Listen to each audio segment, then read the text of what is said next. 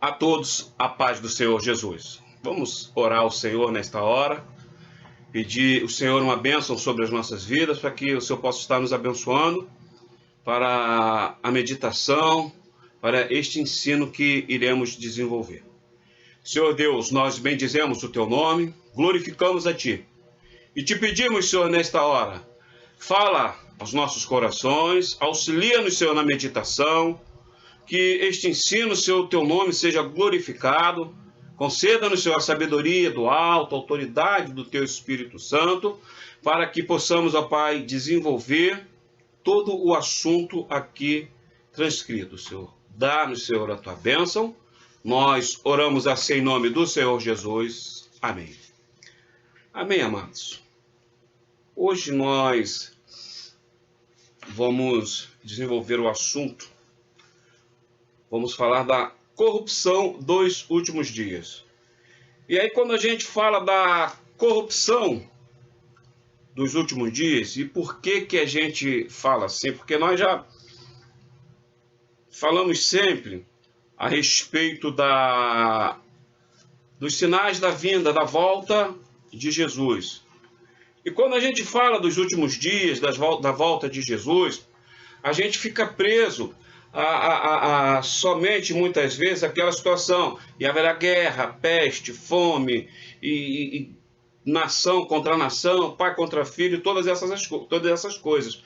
Mas também a corrupção dos últimos dias, tratando até da corrupção moral do gênero humano, a palavra de Deus, ela também nos mostra que é também sinal da volta de Jesus e aponta também para o arrebatamento da igreja.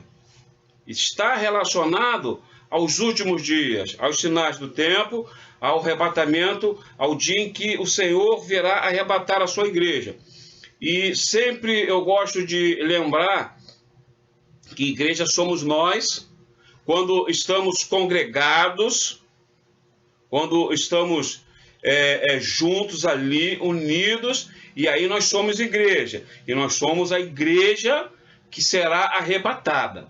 Nunca, jamais a gente trata de igreja que será arrebatada como uma igreja, instituição, nome, placa de igreja, porque isso seria uma heresia. Então, somos igreja quando estamos no conjunto ali, na comunhão, na congregação, quando estamos adorando a Deus, aí somos igreja. E somos nós que seremos arrebatados. E aí, o que a gente fala? Porque a palavra de Deus também mostra que essa corrupção do gênero humano que nós vivemos hoje, ela também se trata dos últimos dias, de sinais também para a volta de Jesus. Por isso que a gente precisa ler a palavra, buscar do Senhor, orar, devemos nos empenhar para aprendermos a palavra. Eu sempre falo, crente que não conhece a palavra de Deus é um crente que está fadado a acompanhar heresia, coisas que não estão na Bíblia, a acompanhar coisas que não glorificam o nome do Senhor, achando que vai estar fazendo a vontade do Senhor. E para nós darmos início aqui, nós iremos ler na segunda epístola de Paulo a Timóteo, capítulo 3, iremos ler do versículo 1 ao 5. E depois iremos ler do 14 ao 16. Segunda epístola de Paulo a Timóteo, capítulo 3, versículo 1 ao 5.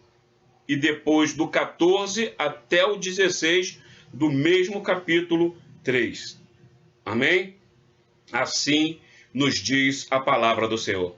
Sabe, porém, isso que nos últimos dias sobrevirão tempos trabalhosos, porque haverá homens amantes de si mesmo, avarentos, presunçosos, soberbos, blasfemos, desobedientes a pai e mães, ingratos, profanos, sem afeto natural, irreconciliáveis, caluniadores, incontinentes, cruéis, sem amor para com os bons, traidores, obstinados, orgulhosos, mais amigos dos deleites do que amigos de Deus, tendo aparência de piedade, mas negando a eficácia dela. Destes, afaste-te. Afasta-te. Versículo 14. Tu, porém, permanece naquilo que aprendeste e de que foste inteirado, e que desde a tua meninice sabes as sagradas letras que podem fazer-te sábio para a salvação, pela fé que há em Cristo Jesus. Toda a Escritura é divinamente inspirada e proveitosa para ensinar, para redarguir, para corrigir, para instruir em justiça. Louvado seja o nome do Senhor. Então, irmãos, o que acabamos de falar, que a gente fica sempre atento, falamos dos sinais do tempo, isso aqui é a volta de Jesus, e nos esquecemos também que nós vivemos uma outra situação, que ela não está ali enquadrada no sentido de guerra, fome, peste e nação contra nação, mas também, conforme lemos aqui em Timóteo, Paulo está falando, sabe porém isto, que nos últimos dias sobrevirão tempos trabalhosos. E Paulo, quando ele inicia falando assim, que iria vir tempos trabalhosos, ele já aponta que isso é devido ao quê? À corrupção, que haveria.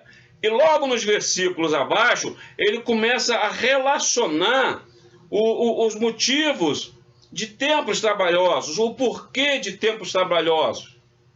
Então, isso apontando para o momento que nós vivemos hoje no meio evangélico. Hoje nós vivemos um tempo desse jeito, em que muitas pessoas, elas estão se dizendo crentes, estão se dizendo evangélicas, cristãs, e se enquadra num monte de coisa aqui que nós lemos, e isso também mostra o cumprimento da palavra, a volta de Jesus, que é o que nós aguardamos todos os dias. Então Paulo ele já inicia, logo no primeiro capítulo, ele inicia falando que haveria tempos trabalhosos. Por quê? Porque teria várias situações de pessoas que iriam se levantar, e hoje o inimigo ele aprendeu uma coisa, ele combatia, ele queimava, perseguia, matava, levava para a cova dos leões, e ele viu que quanto mais ele fazia isso, mais a igreja ela crescia e não parou de crescer. Então ele inverteu a situação e falou assim, agora eu vou adentrar e vou começar a ensinar heresias, coisas que a palavra não diz, para tentar matar de dentro para fora. Por quê, irmãos? Quando uma doença ela é interna, ela é pior. Porque você não está vendo, você não sabe o que é aquilo que está acontecendo. E muitas vezes, quando vai ver, já está bem comprometido. É uma infecção, vários tipos de coisas que podem ocorrer. E eu estou falando disso só para exemplificar. E hoje o inimigo ele adentrou no meio das igrejas com ensinamentos heréticos. Mas a palavra de Deus diz que o meu povo erra porque ele faltou o quê? Conhecimento da palavra de Deus. Então Paulo ele aponta, tempos trabalhosos nos últimos dias, e eles sobrevirão. Então, irmãos, quando a gente vai de encontro, quando a gente vê todas essas coisas acontecerem, não é motivo para nós ficarmos espantados e assustados, não. É motivo de falarmos assim, Senhor, eu te dou graças, eu glorifico o teu nome, porque a tua palavra já tem me ensinado. E eu tomar contato, aprender a tua palavra, eu tenho me preparado para todas essas coisas. Esse é o motivo de nós estudarmos a palavra. E aí, vamos aqui ver aqui o significado de corrupção moral, aquilo que estava ali sendo profetizado pelo apóstolo Paulo. Segundo o Aurélio, dicionário, define como ato ou efeito de corromper, decomposição, putrefação. E essa palavra, etimologicamente, a origem dela, ela vem do latim, no latim que é assim, ó, corruptus, que significa quebrar aos pedaços, ou seja, decompor e deteriorar algo. Já no sentido figurado da palavra corrupção, a expressão significa devassidão, depravação, perversão. E aí nós podemos entender que o homem deixou de lado as suas boas maneiras e os bons costumes, deixando de se relacionar com o próximo e com Deus, sem amor e sem santidade. Isso a gente fez aqui um apanhado daquilo que é a corrupção moral do homem. A gente vê que ele deixou de se relacionar com Deus e com o homem sem amor e sem santidade. E aí logo no versículo 2, nós vemos que a palavra de Deus fala assim: porque haverá homens amantes de si mesmo. E amante de si mesmo fala da pessoa que é egoísta, aquela pessoa que só pensa nela, ele não consegue se colocar no lugar de ninguém, nunca pensa no próximo, ele quer para ele, somente dele, e ele é incapaz de olhar o irmão. E a palavra de Deus, ela diz que nós não devemos ter as coisas ou pedir ao Senhor só para os nossos deleites. Isso fica tipificado o egoísmo do homem. E hoje a gente vê pessoas que se dizem crentes e ela tem essa coisa, ela não consegue enxergar o próximo. E aí a gente vai ver aqui a palavra em Tiago 4, versículo 3. Tiago é depois de Hebreus. Tiago 4, versículo 3, a palavra de Deus, ela fala assim: pedis e não recebeis, porque pedis mal, para o gastarde em vossos deleites. Irmãos, o crente, ele não pode ser egoísta, amante de si mesmo. Ah, eu me amo, eu em primeiro lugar, eu em segundo lugar, em terceiro lugar. E não, irmãos, nós amamos, nos amamos, nos amamos. E por que devemos nos amar? Porque a palavra de Deus: amará o teu próximo como a ti mesmo. Então você se ama e ama o próximo. Mas você se ama, mas ama também o teu próximo. Esteja amando também o seu irmão. Não seja egoísta, não queira tudo só para você. Porque a palavra de Deus, ela manda amar o nosso próximo como a nós mesmos. Se você se ama, ame também o seu próximo.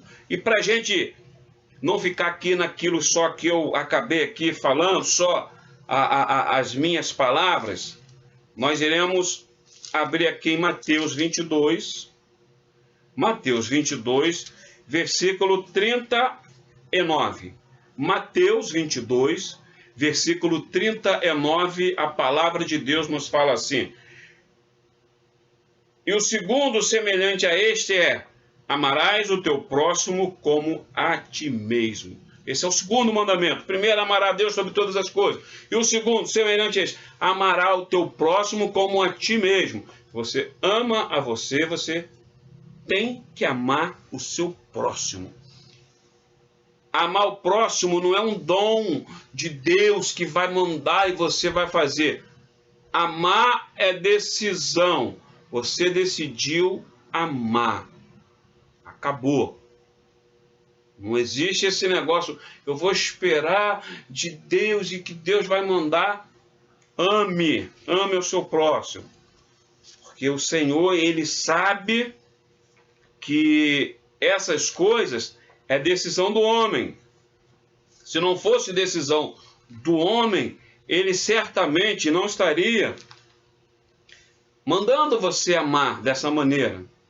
Ele falava, ó, se possível, se der, se você conseguir, ame lá um pouquinho o seu próximo, tá? Mas Deus, ele manda porque ele sabe que o homem é quem decide. E aí, para nós, vamos dar aqui continuidade, falamos aqui, que haverá homens amantes de si mesmo. Aí continua falando assim, avarento, presunçosos e soberbos. Avarento, presunçosos e soberbos. Interessante, irmãos, que o que é o avarento? O homem avarento é aquele que ama o dinheiro mais que tudo. Ele ama o dinheiro, para ele é tudo na vida, o que ele precisa, ele gosta. A palavra de Deus, ela nos fala que o dinheiro não é problema.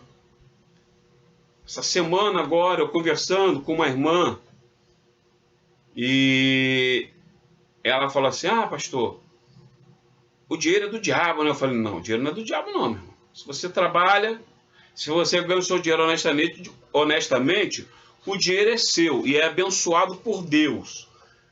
A palavra de Deus diz que o amor ao dinheiro é que é a raiz de todos os males. E aí nós iremos ler na palavra de Deus. Primeira epístola de Paulo a Timóteo 6, versículo 10. Primeira de Paulo a Timóteo 6, versículo 10. Porque o amor ao dinheiro é a raiz de toda espécie de males. E nessa cobiça, alguns se desviaram da fé e se traspassaram a si mesmo com muitas dores. Isso aí é o avarento, ele bota o dinheiro dele, ele quer dinheiro, ele quer bens materiais, e isso começa a dominar a vida dele, e a gente vê hoje aí igrejas que o dinheiro é que faz tudo. As pessoas estão doidas por dinheiro, elas fazem cultos disso, culto da vitória, culto da celebração disso, culto daquilo outro, e do milagre, e culto das mulheres, e culto disso, e tudo no intuito de faturar dinheiro. Por quê? Porque é o amor ao dinheiro, é a raiz de todos os males. Irmão, deixa eu falar uma coisa, você fazer culto de senhoras, isso, não tem problema nenhum. Mas desde que o culto seja a Deus, para adorar o nome do Senhor, falar da salvação, para ter uma palavra ali de renovo e de incentivo e de conserto, e que não seja para faturar dinheiro. Tem gente que faz cultos aí especiais e cobra entrada. Isso é amor, é a raiz dos males, porque a pessoa ela vai no interesse que não é o Senhor como o objetivo principal. E aí nós lemos, presunçosos. Presunçoso é o quê? É o ser vaidoso, que se julga melhor do que as pessoas. Irmão, nós não somos melhores do que ninguém. Eu vou repetir aqui para ficar bem claro. Nós não somos melhores do que ninguém. Primeiro, o sangue de Jesus foi derramado na cruz em favor de todos nós. Não foi exclusivamente para uma pessoa não. Todos nós somos iguais, então nós não podemos ter essa presunção, essa vaidade de ser melhor. E não confunda se arrumar, andar bem arrumado, limpo, cheiroso, estar bem vestidinho, direito, decentemente, com vaidade. Isso, cada um tem o seu jeito. Aqui está falando no sentido de a vaidade de querer ser superior, melhor do que o próximo. O crente não tem disso, não. Nós iremos ler aqui a palavra de Deus, Filipenses 2, versículo 3. Filipenses 2, versículo 3, a palavra de Deus fala assim: nada façais por contenda ou por vanglória, mas por humildade, cada um considere os outros superiores a si mesmo. Devemos considerar os outros superiores a quem? A nós, irmãos.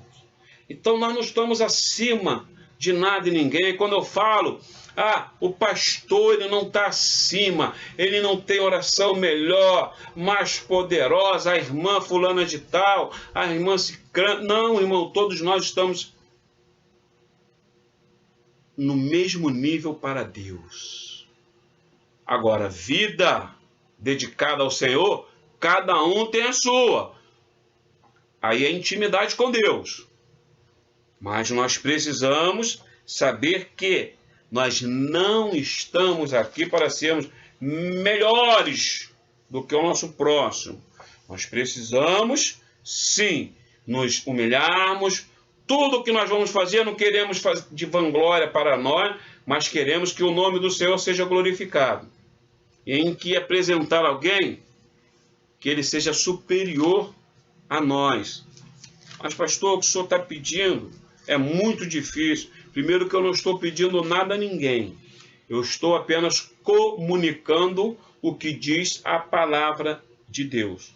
Não sou eu que estou aqui determinando que devemos fazer isso ou não devemos fazer tal coisa. E aí lemos também: avarentos, presunçosos, soberbos. Soberbos. Ser arrogante, falto de humildade. Irmãos, o crente, ele é simples, ele é humilde. E quando a gente fala que tem que ser simples, tem que ser humilde, não é que tem que ser o mais miserável de todo mundo, não. Aprenda uma coisa: humildade e soberba, ela não está relacionada necessariamente à condição financeira, à vida social. Eu conheço muito pobre, miserável, que é muito soberbo.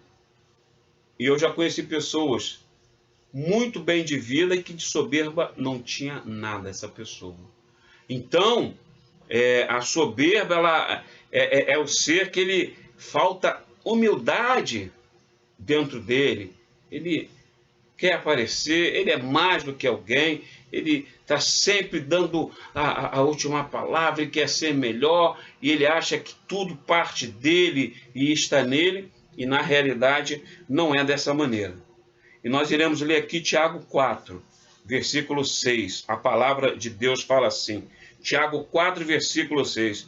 Antes da maior graça, portanto, diz Deus, resiste aos soberbos, dá, porém, graça aos humildes. Entendeu, irmão, por que o crente ele não pode ser soberbo? Deus resiste. Resistir é ser contrário, não é a favor. O homem que fala com Deus, com o coração cheio de soberba, difícil, o Senhor não vai ouvir, não vai responder a oração. Eu vou ler aqui de novo, antes da maior graça, portanto, diz Deus. Diz, Deus resiste aos soberbos, dá, porém, graça aos humildes. Seja humilde na presença do Senhor. Tenha humildade. Ande na presença do Senhor. E aí vai ver quantas coisas o Senhor vai fazer na sua vida.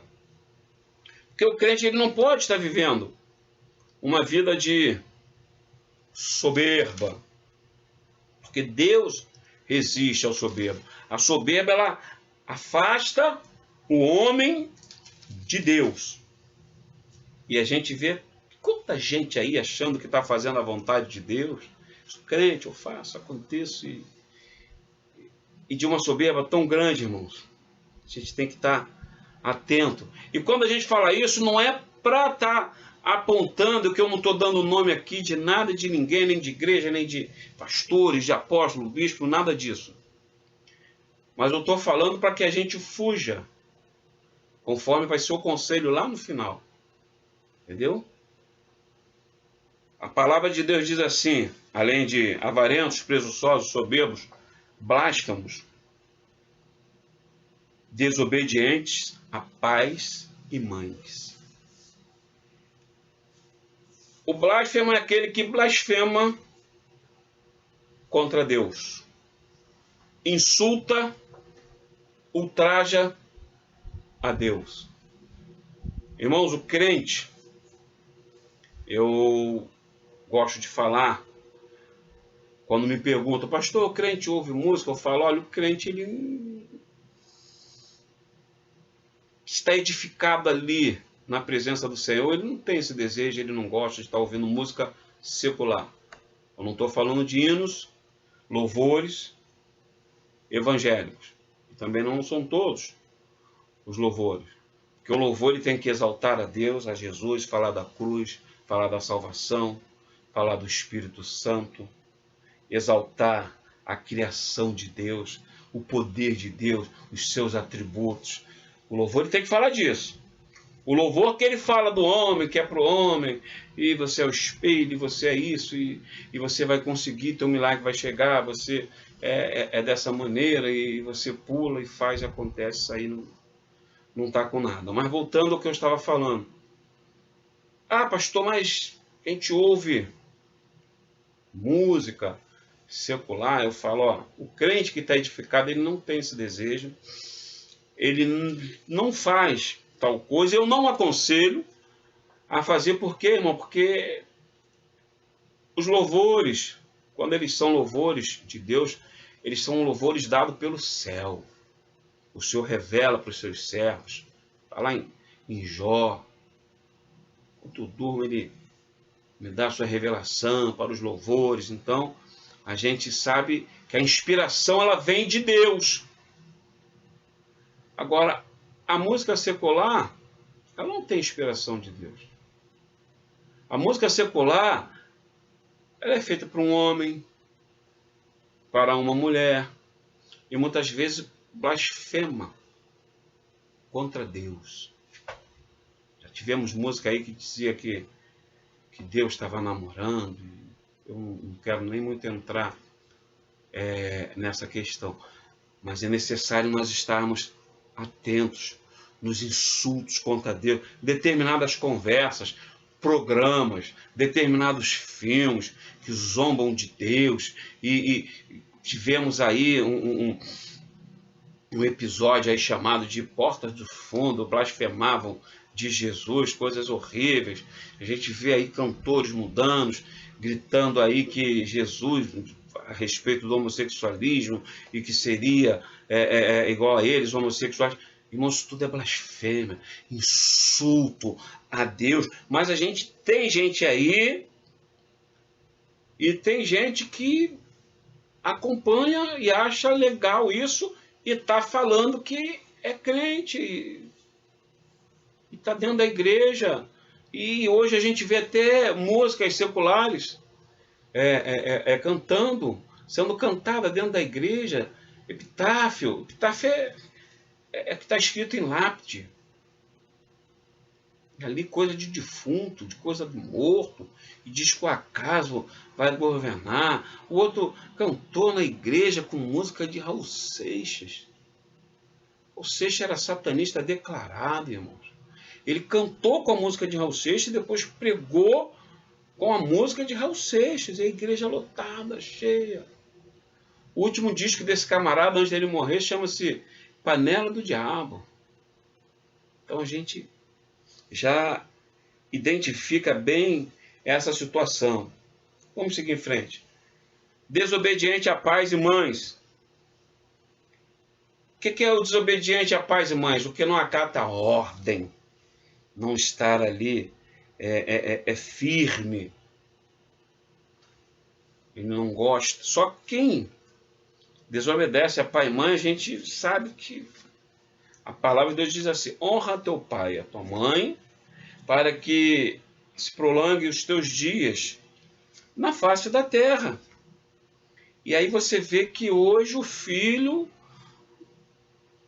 ele não quer mais obedecer pai, mãe, ele acha que... Mas porque na igreja também não é ensinado, ele segue o curso natural, vai fazendo o que quer e bem entende, e ninguém pode falar nada para essa pessoa. Por quê? Porque não querem falar a verdade, porque quando a gente fala a verdade, a gente esvazia um pouco a igreja. A gente não tem esse sucesso todo, igreja lotada, igreja onde tem milhares e milhares de pessoas. Por quê? Porque não quer se ensinar a verdade. E a verdade, ela dói. A verdade é difícil ser cumprida na nossa vida. A gente não quer, muitas vezes, não queremos nos dobrar. Mas, irmãos, é necessário nós termos obediência, termos a nossa maneira de agir, obedecer ordem. Aquele que está debaixo da palavra, que serve o Senhor, ele acata, ele não é uma pessoa que, eu sei o que eu tenho que fazer, e acabou e pronto, e ninguém sabe de nada, sou eu que sei de tudo. Não é dessa maneira não, irmão. A gente tem que aprender. Eu vejo um monte de pessoas aí que acha que quer ser líder, quer ser pastor, quer ser dirigente disso, e não acata a ordem. Irmão, para você saber dirigir, comandar, primeiro você tem que saber obedecer. Primeiro você tem que receber ordens. Primeiro você tem que começar a obedecer dentro de casa, que é em casa que se começa o aprendizado. Entendeu? Se você almeja o episcopado, boa obra almeja, mas aprenda. Receba a ordem primeiro, obedeça, se sujeite, para você aprender o que é estar na presença do Senhor, ter humildade suficiente e arcar e receber ordens.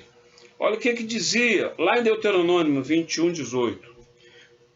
Quando alguém tiver um filho, quanto mais e rebelde, que não obedecer à voz de seu pai e à voz de sua mãe, e castigando-os, eles lhes não der ouvidos, então seu pai e sua mãe pegarão nele e o levarão aos anciãos da sua cidade e à porta do seu lugar, e dirão aos anciãos da cidade: este nosso filho é rebelde, quanto mais não dá ouvido à nossa voz, é um comilão e beberrão. Então todos os homens da sua cidade o apedrejarão com pedra até que morra, e tirarás o mal do meio de ti, para que todo Israel o ouça e tema. Irmão, ninguém está falando aqui que é para fazer isso. O filho não obedeceu, vamos matar, apedrejar. Nós estamos trazendo um exemplo bíblico, porque a palavra de Deus diz, honra teu pai e tua mãe. Hoje, as leis que nós vivemos, esse tipo de coisa não é permitido. Não vai acontecer. Mas quem não obedece em casa, vai achar que na rua pode fazer a mesma coisa, e lá a história ela é bem diferente, e aí fica difícil. Porque responder a pai, mãe, e às vezes com ignorância, isso aí é fácil. Mas lá fora começa a ficar muito, mas muito difícil. Então, desobediente a pai e mães, ingratos, profanos. Ingratos e profanos. O que é ingratidão? São aqueles que não apreciam devidamente os favores ou os benefícios que lhes são prestados. Aquela pessoa que você faz e dá ajuda e apoia da melhor maneira possível, trata como um filho, carrega no colo, ajuda de todas as formas. E aí muitas vezes num pequena coisinha que você nem fez conta, a pessoa achou que você fez, ela falta com a consideração, ela sai chutando tudo, ela desmerece, ela vira tudo de cabeça para baixo com uma pessoa que a ajudou. Isso é ingratidão.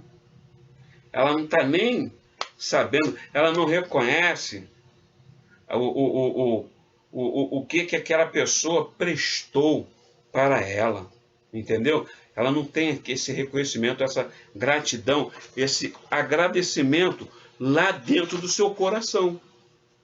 E aí nós vamos ler aqui a palavra. Eu gosto sempre de ler a palavra, irmãos, porque quando a gente lê a palavra, quanto mais a palavra a gente lê, menos chance de errar nós temos. Aprenda isso. Quanto mais você lê a palavra, menos chance de errar você tem. Tudo o que você fizer, faça baseado na palavra.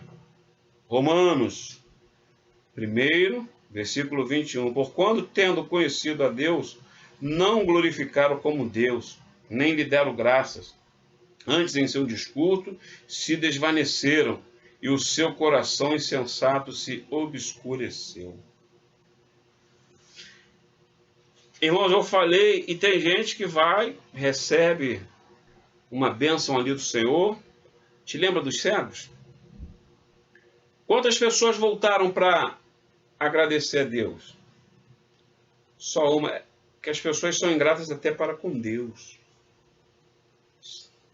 Não se importam em, não, vou dar a honra ao Deus que trouxe essa bênção na minha vida. Isso chama-se ingrato. E a gente vê um monte de gente. Irmão, a ingratidão é quando o quê? Quando a pessoa vai para a igreja para receber uma cura, um milagre, uma bênção qualquer. E recebida, ela depois não quer mais ter um compromisso com Deus. Ela não se envolve com Deus. Ela se envolve com um milagre, com algo que ela quer receber da parte de Deus. E depois ela se afasta e não dá continuidade na sua caminhada com o Senhor. O texto também, ele continua falando, profanos. E quando a gente fala profano, irmãos, isso aqui é muito sério. É o que não pertence ao âmbito do sagrado. Ele é contrário ao santo. Profano é aquele que é totalmente contra as coisas santas, contra a santidade, e o profano, ele é inimigo de Deus.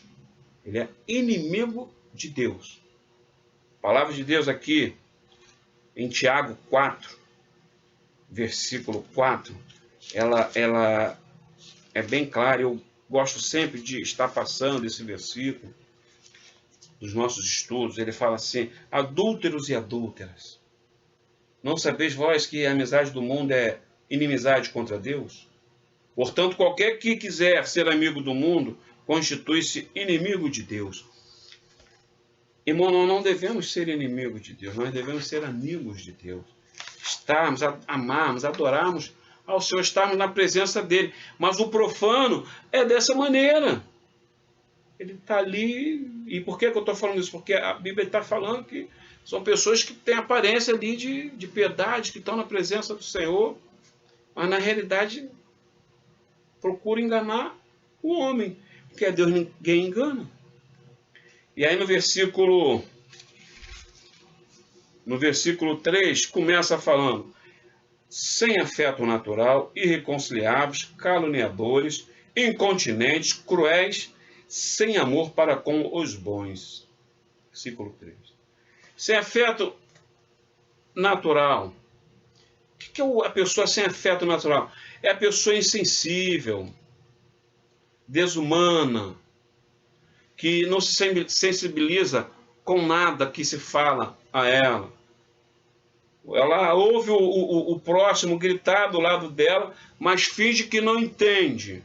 É como se não tivesse ouvindo nada. A pessoa está ali, ó, socorro, eu precisando, e aí a pessoa, muitas vezes na hipocrisia, fala assim, vamos orar, irmão.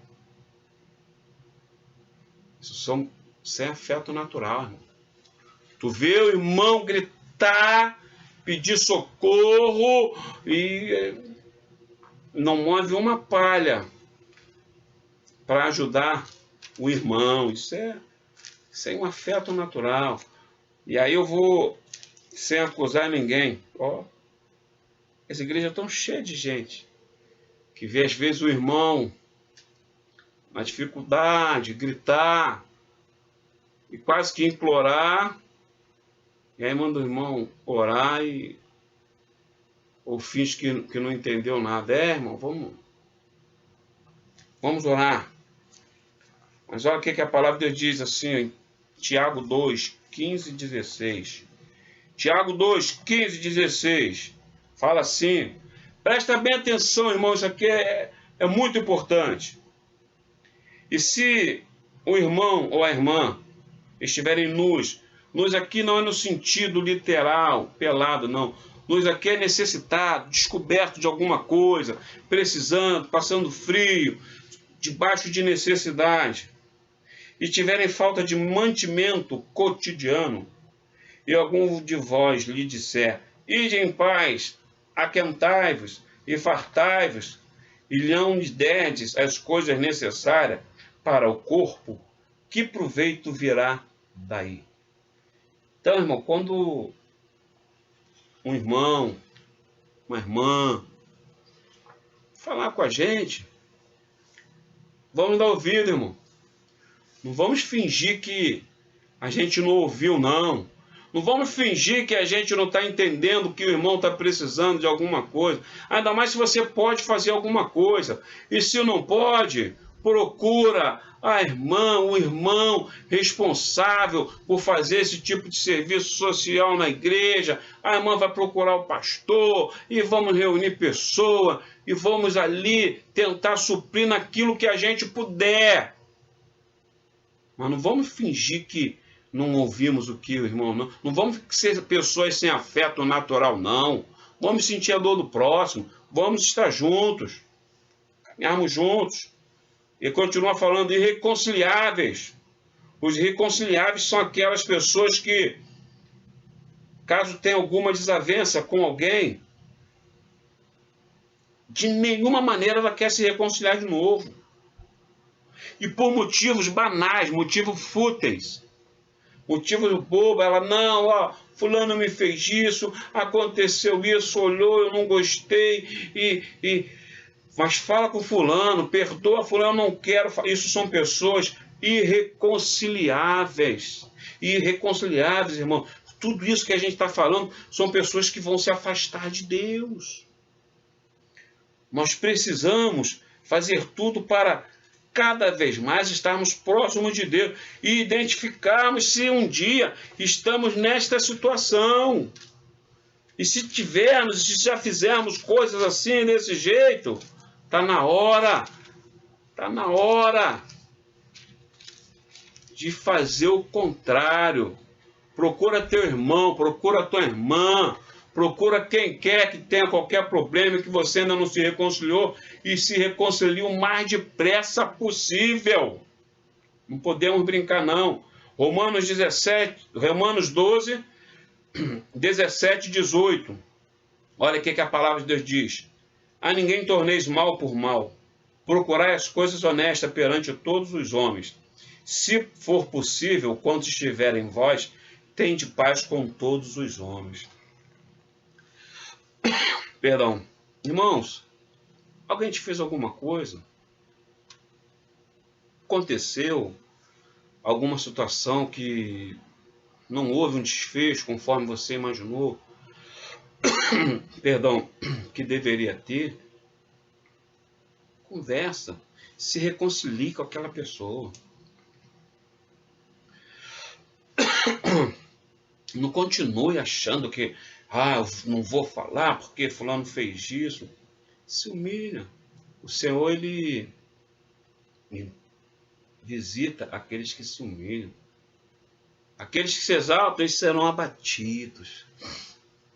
Mas aquele que se humilha será exaltado, irmãos. Então, os irreconciliáveis são esses. E aí o texto continua falando assim, caluniadores. aqui no versículo 3, caluniadores. Os caluniadores são aqueles que acusam falsamente, é o falso testemunho. Aqueles que falam coisas que não são verdade, mas ele fala ali com uma convicção que fica até difícil da pessoa achar que aquilo é mentira. Mas, irmão, não vale a pena dar falso testemunho. Não vale a pena mentir,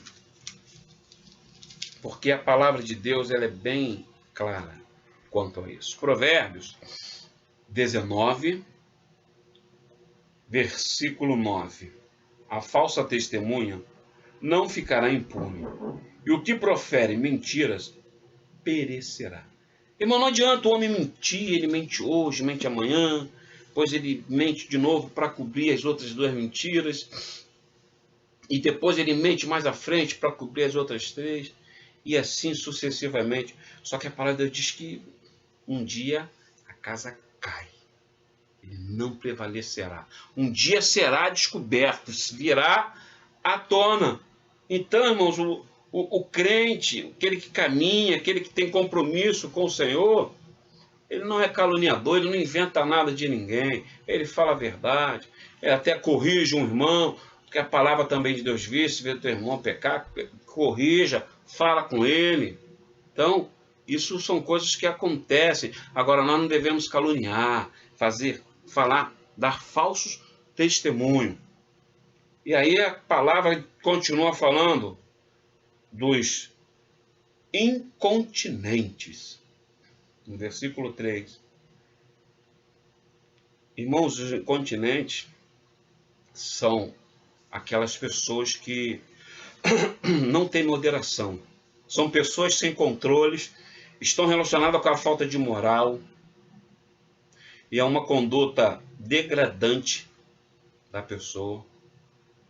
É o contrário do domínio próprio. Como o homem ele tem domínio próprio, ele controla todas as coisas, ele se segura, ele sabe o que fazer.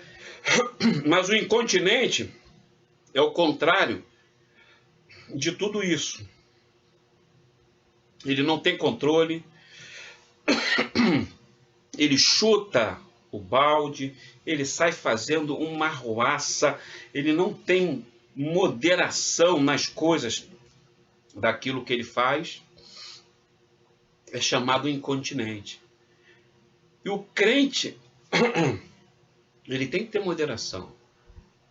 O crente, ele tem que saber o que faz, ele tem que ter o domínio próprio, ele tem que ter o controle, ele tem que ter temperança, é a chamada moderação. Então nós agimos dessa. Então o crente ele não pode ser incontinente, mas ele tem que ter o fruto do Espírito na sua vida. Ele tem que ter o autocontrole, o domínio próprio. E aí também, ainda no texto aqui, fala cruéis, sem amor para com os bons. O que é cruel? Aquela pessoa má, que machuca, que causa dor, que derrama sangue dos que estão à sua volta e não se importa com aquilo que fizeram com as pessoas. Mas a palavra de Deus manda que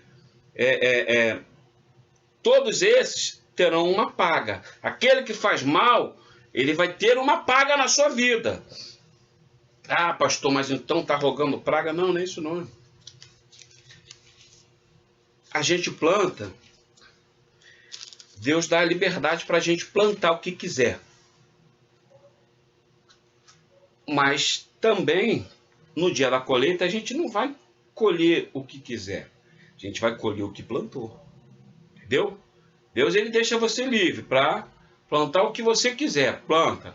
Mas quando for colher, vai só plantar o que você só vai colher o que você plantou.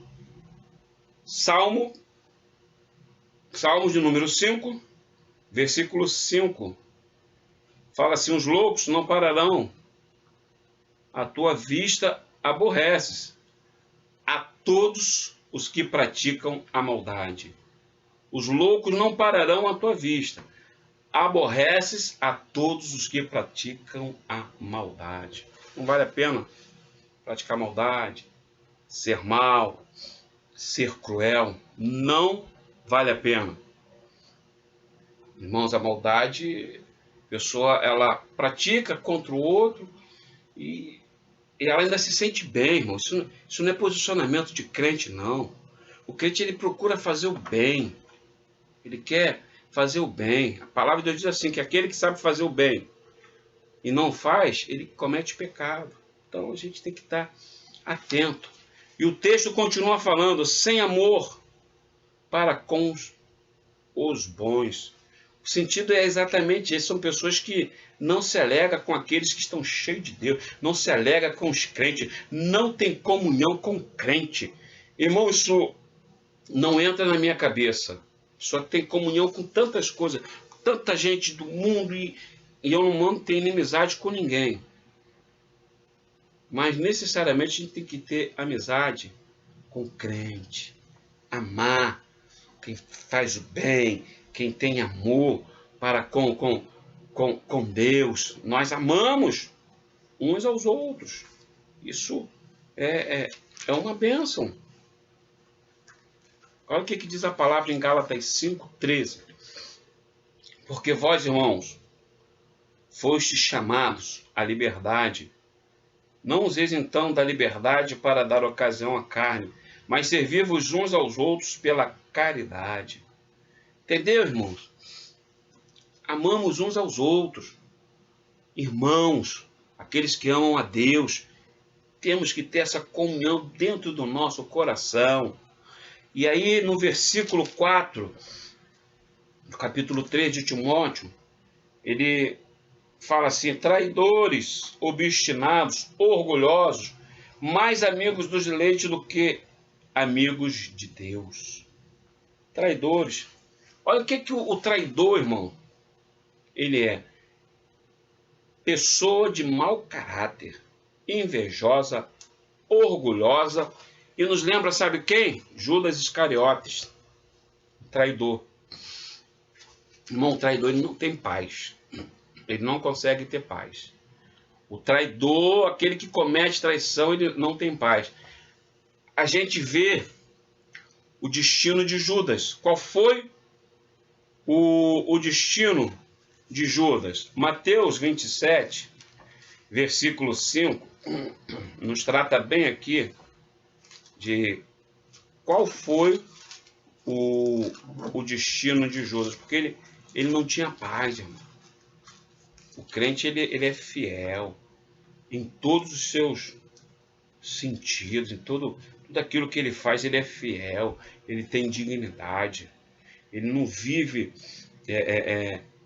fazendo para lá e para cá e fala uma coisa. Não, o crente tem uma palavra só. Se ensina ou não, eu estou junto ou eu não estou junto, mas ele não vive de traição, de falsidade.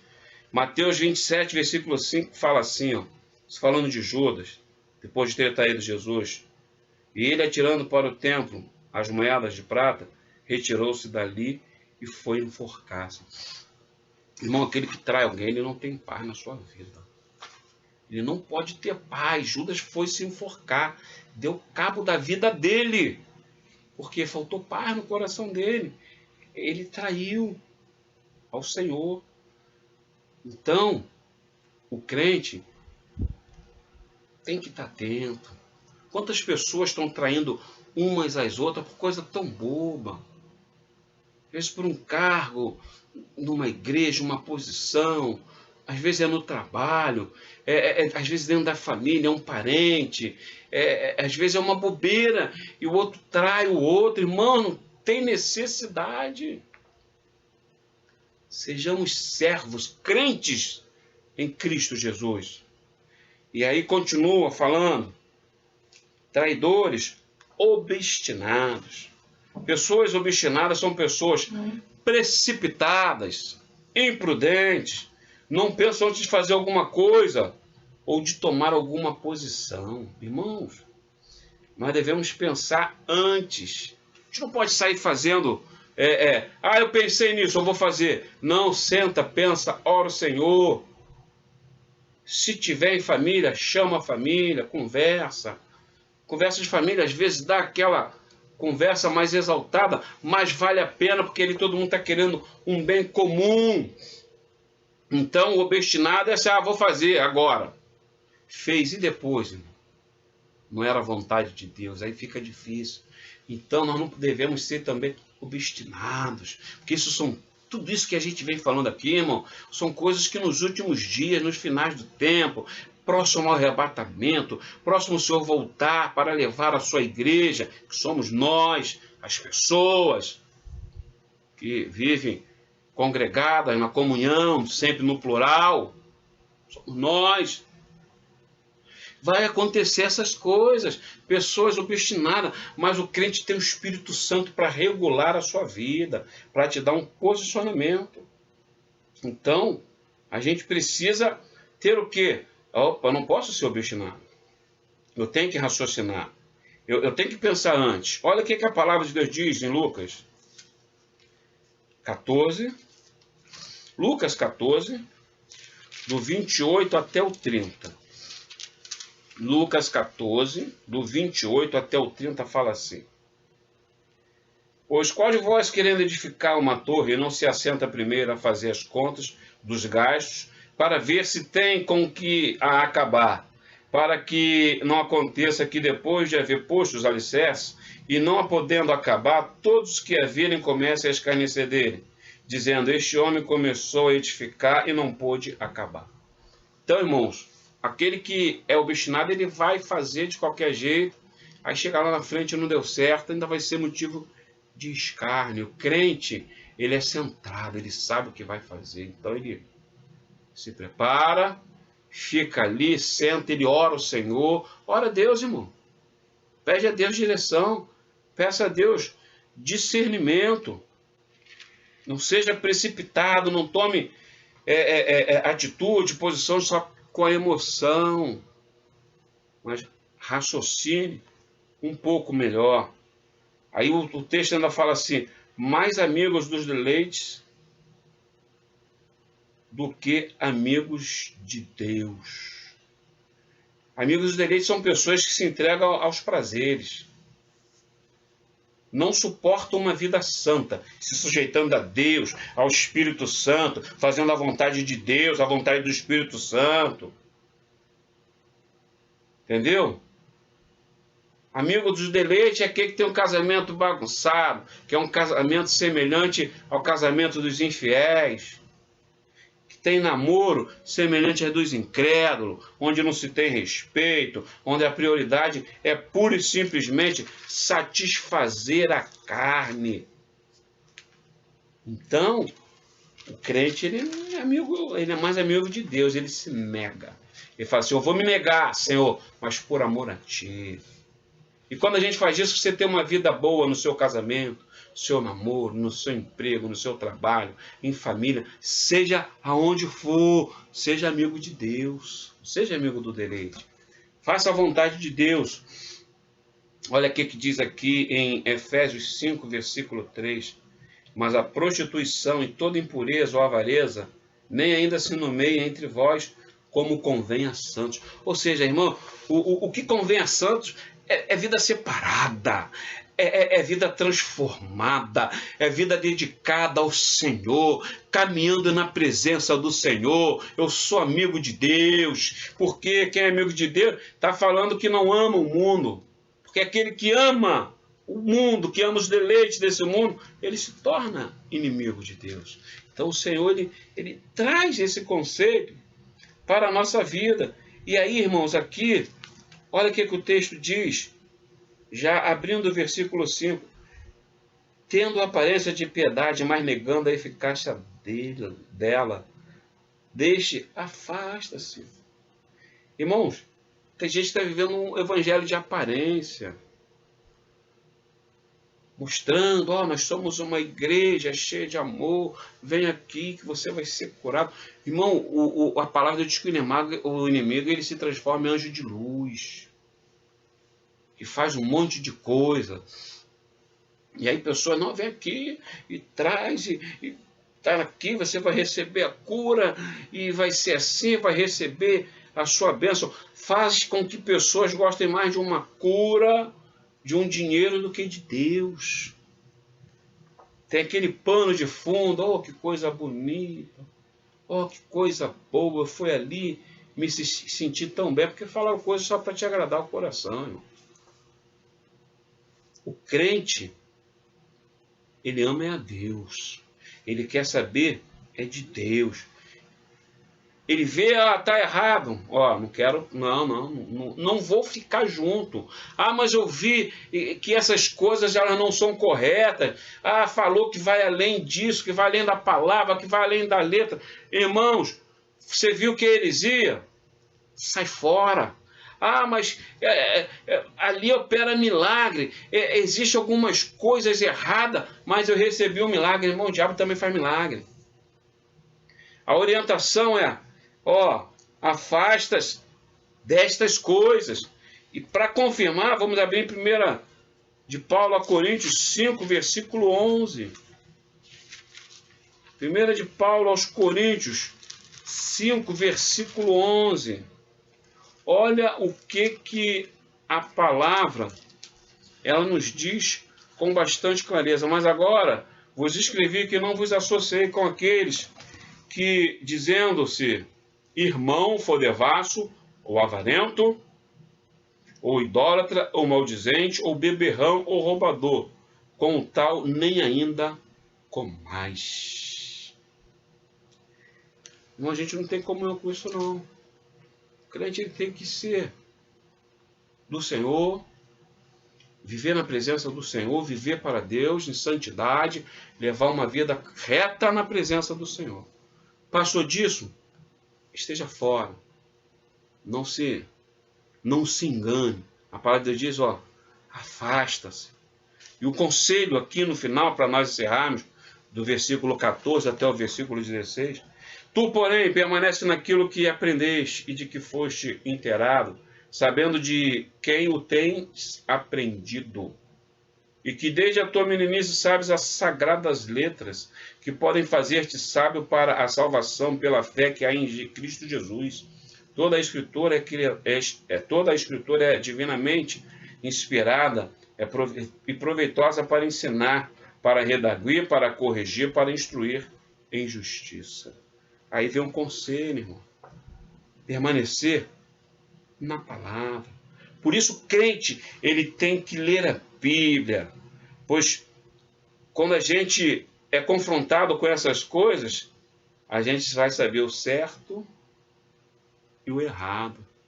Mas negar isso aí, essas coisas que têm acontecido, eu sei o que é certo e eu sei o que é errado. Eu não vou cair nessa não. Irmãos, que a gente possa colocar essas coisas dentro do nosso coração, para aprendermos sempre mais do Senhor e não sermos enganados e termos uma vida na presença do Senhor. Que o Senhor continue conosco, que onde chegar essa palavra, esse ensino, possa trazer aprendizado para as nossas vidas e que possamos crescer na presença do Senhor. Vamos estar orando ao Senhor. Bendizemos, Senhor, o teu nome, te glorificamos por mais esse período passado na tua presença e te pedimos nessa hora, visita seus lares, as pessoas, onde esta pregação chegar. Que este ensino, ao tomar conhecimento, as pessoas, elas possam aprender, ter vida transformada, definição de vida na tua presença. Dá a tua bênção. Nós oramos assim em nome do Senhor Jesus. Amém. E em nome de Jesus dizemos que o amor de Deus, o nosso eterno Pai, que a graça maravilhosa do Senhor Jesus, o nosso eterno Salvador, as doces consolações e comunhão do Espírito Santo de Deus, seja com toda a igreja do Senhor espalhada sobre a face da terra, até a volta do Senhor Jesus. Amém. Amém, meus irmãos. A todos, a paz do Senhor Jesus.